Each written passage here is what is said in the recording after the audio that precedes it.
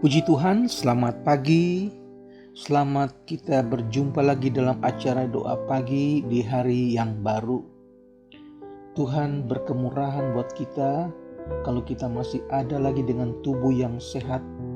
Ini adalah kemurahan Tuhan. Sebelum kita mulai dengan acara doa pagi ini, terlebih dulu kita akan masuk dalam doa. Mari kita berdoa. Kami datang kepadamu Tuhan mengucap syukur. Tuhan berkemurahan memberikan kami hari yang baru, hari yang diberkati Tuhan. Terima kasih Tuhan telah memberkati kami di hari kemarin, dan kami percaya hari ini juga Tuhan yang sama akan menyertai perjalanan di hari yang baru ini Tuhan. Terima kasih, kami mohon Roh Kudus memimpin acara doa pagi, pembacaan firman Tuhan, penyembahan kepada Tuhan, dan biar semua itu berkenan kepadamu saja Tuhan. Terima kasih, kami mulai dengan mengucap syukur dalam nama Tuhan Yesus Kristus. Amin. Puji Tuhan saudara, tema buat pagi ini adalah persembahan yang sempurna. Diambil dari surat Ibrani pasal yang ke-10. Saya baca mulai dari ayat 1 sampai ayat yang ke-7. Di dalam hukum Taurat hanya terdapat bayangan saja dari keselamatan yang akan datang, dan bukan hakikat dari keselamatan itu sendiri. Karena itu, dengan korban yang sama yang setiap tahun terus-menerus dipersembahkan, hukum Taurat tidak mungkin menyempurnakan mereka yang datang mengambil bagian di dalamnya. Sebab jika hal itu mungkin, pasti orang tidak mempersembahkan korban lagi, sebab mereka yang melakukan ibadah itu tidak sadar lagi akan dosa setelah disucikan sekali untuk selama-lamanya. Tetapi justru oleh korban-korban itu setiap tahun orang diperingatkan akan adanya dosa. Sebab tidak mungkin darah lembu jantan atau darah domba jantan menghapuskan dosa. Karena itu, ketika ia masuk ke dunia, Yesus berkata, "Korban dan persembahan tidak engkau kehendaki, tetapi engkau telah menyediakan tubuh bagiku. Kepada korban bakaran dan korban penghapus dosa engkau tidak berkenan." Lalu aku berkata, "Sungguh aku datang, dalam gulungan kitab ada tertulis tentang aku," ini kata Yesus, "untuk melakukan kehendak Bapa, ya Allahku." Di atas ia berkata, "Korban dan persembahan, korban bakaran dan korban penghapus dosa tidak engkau kehendaki, dan engkau tidak berkenan kepadanya, meskipun dipersembahkan menurut hukum Taurat." Dan kemudian katanya, "Sungguh aku datang untuk melakukan kehendakmu. Yang pertama ia hapuskan, supaya menegakkan yang kedua." Ayat yang ke-10. "Dan karena kehendaknya inilah kita telah dikuduskan satu kali untuk selama-lamanya oleh persembahan itu, yaitu tubuh Kristus." Ayat yang ke-17 katakan, "Dan aku tidak lagi mengingat dosa-dosa mereka dan kesalahan mereka." Puji Tuhan saudara, ini adalah satu perjanjian baru yang dibuat oleh Allah sendiri, yaitu perjanjian tentang korban darah binatang yang tidak dapat menghapus dosa manusia, dan sebagai gantinya adalah korban dari anak manusia, yaitu darah Kristus yang dapat menghapus dosa manusia. Dan melalui korban darah Yesus, Allah tidak lagi mengingat dosa-dosa kita dan tidak perlu lagi kita persembahkan korban-korban karena dosa. Roh Kudus memberi kesaksian tentang suatu pekerjaan di sorga untuk kita dan satu pekerjaan di dalam kita. Pekerjaan yang pertama adalah pembenaran dan pekerjaan yang kedua adalah pengudusan. Paulus katakan tidak perlu lagi dipersembahkan korban karena dosa yang lebih baik yang dipersembahkan oleh Kristus. Jadi korban yang terbaik untuk menghapus dosa hanyalah melalui korban Yesus Kristus di kayu salib. Yang kedua, Allah kita adalah Allah yang Maha Pengampun dan Maha Pengasih. Sebelum Yesus mati, ia berdoa kepada Bapanya dalam Injil Lukas pasal 23 ayat 34. Yesus berkata, "Ya Bapa, ampunilah mereka sebab mereka tidak tahu apa yang mereka perbuat." Ini adalah bukti kasih dari Yesus Kristus kepada manusia. Dia dipukul, dia dihancurkan, tapi dia tidak mendendam.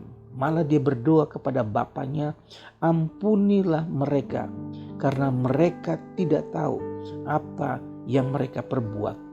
Saudara, ketika Petrus bertanya kepada Yesus dalam Matius 18 ayat 21 dan 22, kemudian datanglah Petrus dan berkata kepada Yesus, "Tuhan, sampai berapa kalikah aku harus mengampuni saudaraku jika ia berbuat dosa terhadap aku?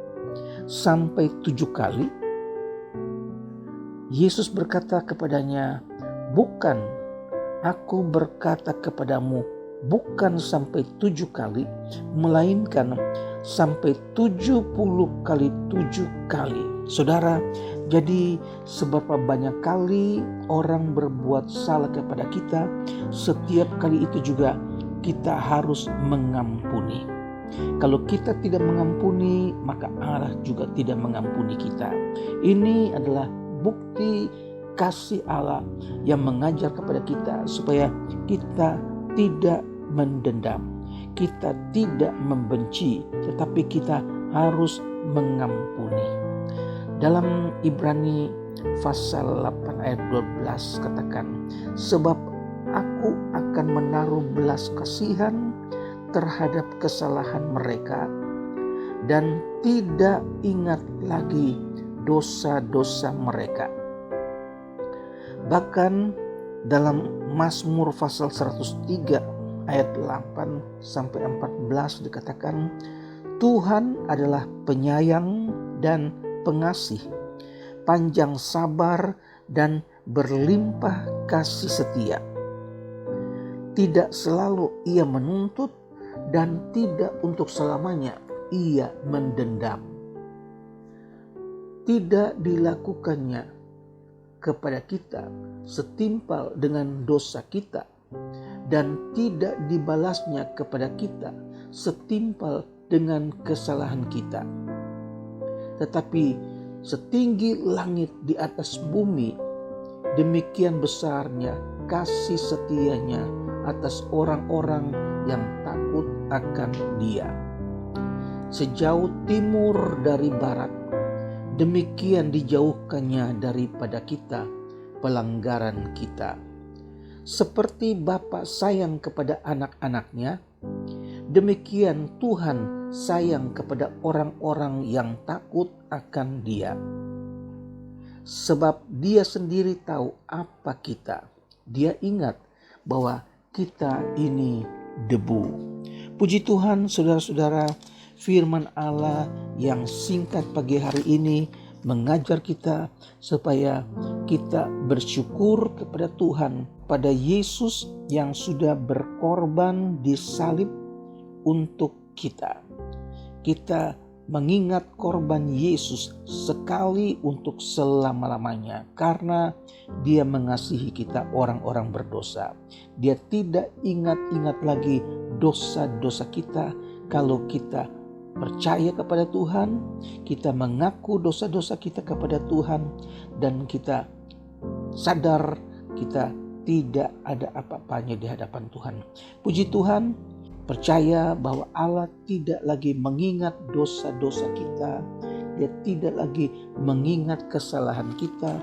Dia bukan Allah yang pendendam, tapi Allah yang mengasihi. Oleh sebab itu, belajar dari firman Tuhan supaya kita pun mengasihi, kita pun mengampuni, kita pun memiliki karakter-karakter Kristus.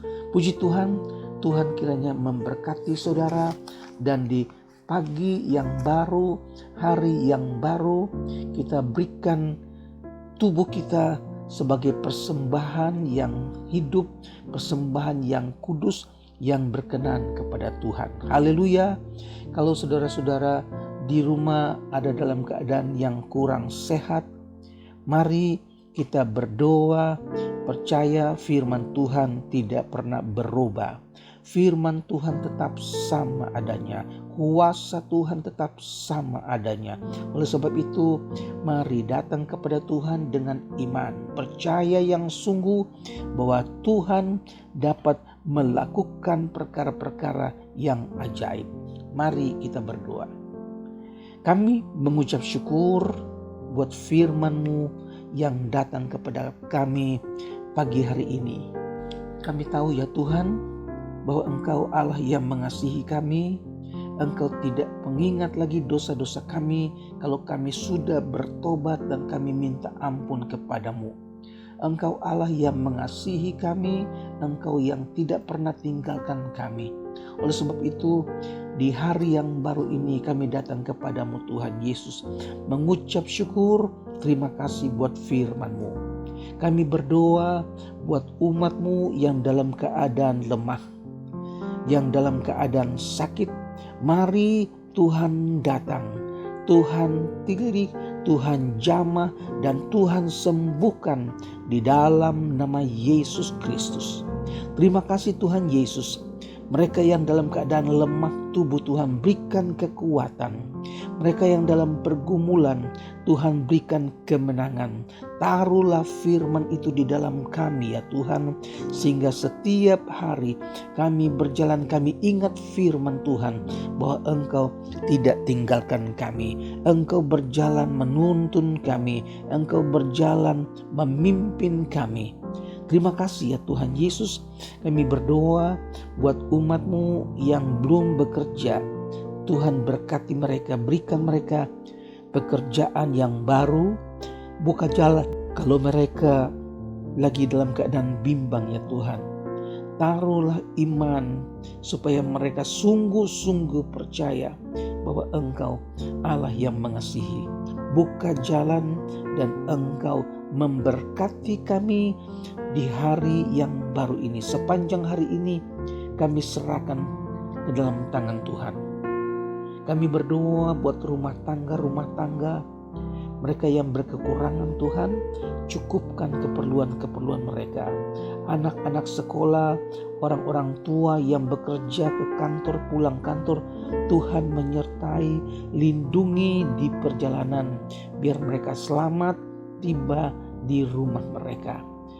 Pimpin juga anak-anak sekolah ya Tuhan, berikan mereka kepintaran, tuntun pergaulan mereka, sehingga pergaulan mereka berkenan kepada Tuhan. Terima kasih dan terima kasih. Kami akhiri acara doa pagi dengan mengucap syukur dalam nama Tuhan Yesus Kristus. Haleluya. Amin. Sampai jumpa besok hari dalam acara yang sama. Puji Tuhan, Tuhan Yesus memberkati.